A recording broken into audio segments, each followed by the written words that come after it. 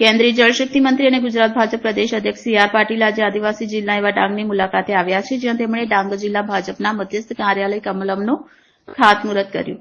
આ પ્રસંગે તેમની સાથે સંગઠન મંત્રી રત્નાકરજી પણ ખાસ ઉપસ્થિત રહ્યા હતા. કમલમના ખાતમુહૂર્ત પ્રસંગે ઉપસ્થિતોને સંબોધતા જણાવ્યું કે વડાપ્રધાન નરેન્દ્ર મોદી દરેક સમાજનો વિકાસ થાય તે દિશામાં પ્રયાસ હાથ ધર્યા છે અને ખાસ કરીને આદિવાસી લોકોના વિકાસ પર પણ ધ્યાન આપ્યું છે. વધુમાં ડાંગ જિલ્લામાં સૌથી વધુ વરસાદ પડે છે, પરંતુ ઉનાળામાં ડાંગ જિલ્લાના લોકોએ જ પાણી માટે ભટકવું પડે છે. ત્યારે જળશક્તિ મંત્રાલય દ્વારા દિલ્હી ખાતેથી એક પ્રોજેક્ટ તૈયાર કરવામાં આવી રહ્યો છે, જેનાથી લોકોને પૂરતું પાણી મળી રહે અને ખેતી માટે પણ પાણી મળી રહે. સાથે વિપક્ષ ઉપર પણ આકરા પ્રહાર કર્યા હતા. તો કાર્યાલય અંગે માહિતી આપતા જણાવ્યું કે આ કાર્યાલય બનશે અને તેમાં તમામ માહિતીઓ લોકોને ઉપલબ્ધ થશે. સરકારની દરેક યોજનાની પણ માહિતી આ કાર્યાલય પરથી મળી રહેશે. કમલમના ખાતમુહૂર્ત પ્રસંગે મોટી સંખ્યામાં કાર્યકરો ઉપસ્થિત રહ્યા હતા.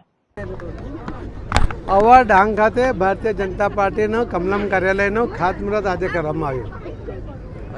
કાર્યકર્તા અને શુભેચ્છક મિત્રો એ જે રીતે એમની ઉપસ્થિતિ હતી, જે રીતે એમનો ઉત્સાહ જોતા આ કાર્યાલય ખૂબ વહેલા બનવાની જરૂર હતી એવું લાગે છે. પરંતુ ખૂબ ટૂંકા સમયની અંદર અહીંયા અદ્યતન કાર્યાલય આ આદિવાસી ભાઈ બહેનોના હિત માટેના કેન્દ્ર સરકારમાં માનનીય પ્રધાનમંત્રી શ્રી નરેન્દ્ર મોદી સાહેબના અને રાજ્ય સરકારના મુખ્યમંત્રી શ્રી ભૂપેન્દ્રભાઈ પટેલ દ્વારા જે કોઈ કાર્યક્રમો કે યોજનાઓ બને એની માહિતી એમના સુધી પહોંચે, એનો લાભ એ આદિવાસી ભાઈ બહેનો સુધી પહોંચે, એમાં કાર્યાલય ખૂબ મહત્ત્વનું યોગદાન આપશે અને ખૂબ જલ્દી ત્યાં નિર્માણ કરીને એ આવા ડાંગના સૌ ભાઈ બહેનોને અર્પિત કરીએ છીએ.